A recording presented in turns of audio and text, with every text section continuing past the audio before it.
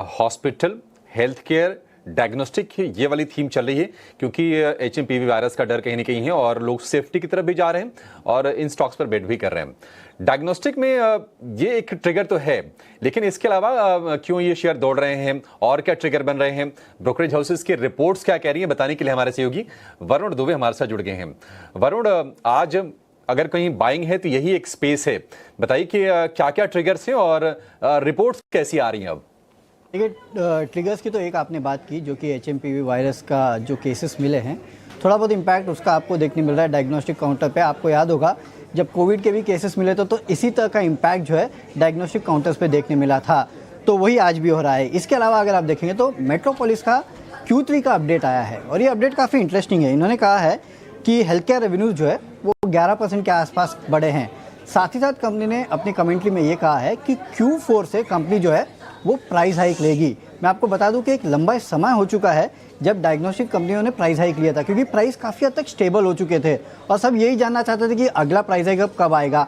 तो मेट्रोपोलिस ने फाइनली ऐलान कर दिया कि Q4 से ये प्राइस हाइक लेने वाले हैं। सिर्फ यही नहीं, आप देखिए अगर ये केसेस एचएमपीवी के बढ़ते हैं तो हो सकता है कि जो ओवरऑल टेस्टिंग है उसमें बढ़ोतरी देखने मिले और ऐसे केसेस में शायद फिर कंपनियों के पास और चांस हो कि प्राइसेस और बढ़ा सके। तो ये एक बड़ा रीज़न है जिसके वजह से आप देख रहे हैं कि डायग्नोस्टिक काउंटर्स में तेज़ी देखने मिल रही है। इसके अलावा कोटक की एक रिपोर्ट भी आई है और अगर आप देखेंगे तो इन्होंने डॉक्टर लाल को अपग्रेड कर दिया है। यहाँ पहले रेड्यूस का कॉल था, अब ये ऐड का कॉल दे रहे हैं। 3250 का प्राइस टारगेट जो है वो इन्होंने दिया है। इनका कहना है कि वॉल्यूम ग्रोथ जो है वो यहाँ पे अच्छा खासा पिकअप देखने मिल सकता है।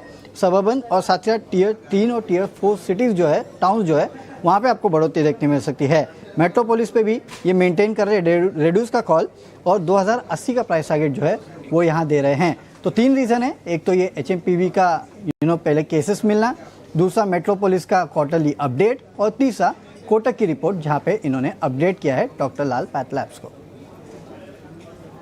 भैया आपका ये सारी अपडेट्स बताने के लिए और ब्रोकरेजेस क्या कह रहे हैं ये भी बताने के लिए।